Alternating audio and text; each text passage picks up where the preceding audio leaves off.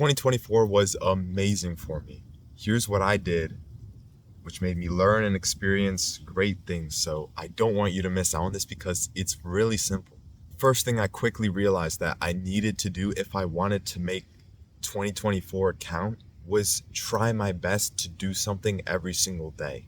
I remember December 31st, 2023, I was staying up for New Year's. I had this channel that I'm talking to you right now at the time, and it was honestly a big part of why I was excited for 2024 because I just thought of how much progress I would see in this channel. So I feel like that was a really important thing for me to have. Just something to work on, something to wake up for, something to look forward to, something I could spend a lot of time on and try to make every single day count towards doing something. And having that YouTube thing helped me a lot because I was able to kind of track what I did in 2024. I was able to see how much progress I made with my videos, the growth I had on my channel, all the experiences and things I've learned, which I can talk about right now. That really helped me a lot because I was able to have a purpose and get something to work towards. And I feel like it's so important to have that because if I didn't have this channel, one, you wouldn't even be listening to me right now. But two, I wouldn't know how good or bad my 2024 went. I really wouldn't have that much things to track to see how much I've improved. It's hard to tell how I improved if I don't have anything to really track it. So if you could find something that you could almost track or work towards some type of goal, whether it's having a better physique, living more healthy, having your own channel, something like that, so you can see how much progress you've made. Really try to find things that you like doing. Instead of spending time on your phone, watching videos, scrolling, doing whatever, what if you just spent an hour trying to think of what you could do instead? It's not going to be perfect, but I was able to spend a lot of time planning the things I wanted to do. And not everything worked out. I still failed a lot. I still made mistakes. I still wish I hadn't done things, wish I did other things, regretted a lot of stuff. But I would rather fail a bunch of times, mess up, make mistakes, and learn from all those things, realize what I like and not like, than just do nothing, not know what to do, kind of be bored. And then because of that, I won't have a YouTube channel. I won't have a purpose. All the hours I've spent making these videos or working on them, they add up. They add up. Think of this silence right now and just how much time you could spend thinking about your purpose, taking action on your purpose.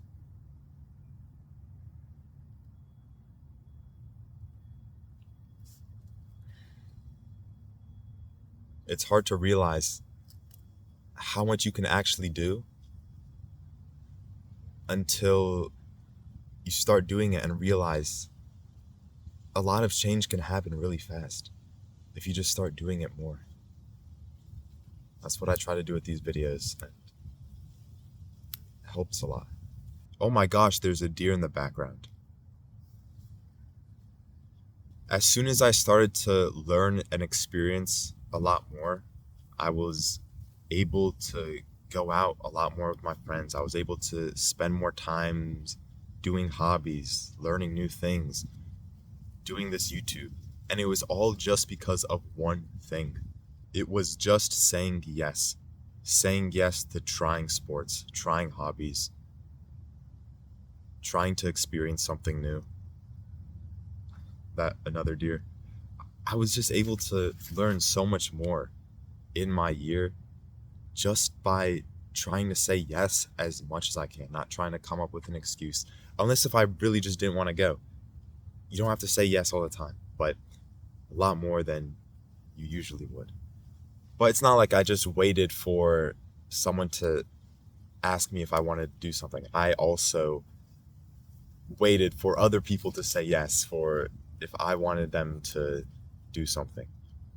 Sorry if it's so freaking dark, by the way. It gets so dark all of a sudden. It's like 5 and it's already dark. But it kind of looks cool. So I'm gonna just leave it. That was one mindset thing that I had, saying yes. Another thing was learning from the days that were bad, that didn't go well, that I didn't like. Really thinking, why did this day suck? Or why was this day great? What made it special? What made it stand out? Why did I like it? How could I do more of that? Things like that. Really try to think more about, go deeper on the days you have, why you like them, what went good, what went bad. I feel like that really helped me push through the year. It made me do more than I honestly expected I would, just because I was able to look at bad days not as a bad thing, but a thing that needed to happen. A big quote that I kept living by is, everything happens for a reason. If you look at it like that, then anything that happens is for a reason. So it's gonna help you.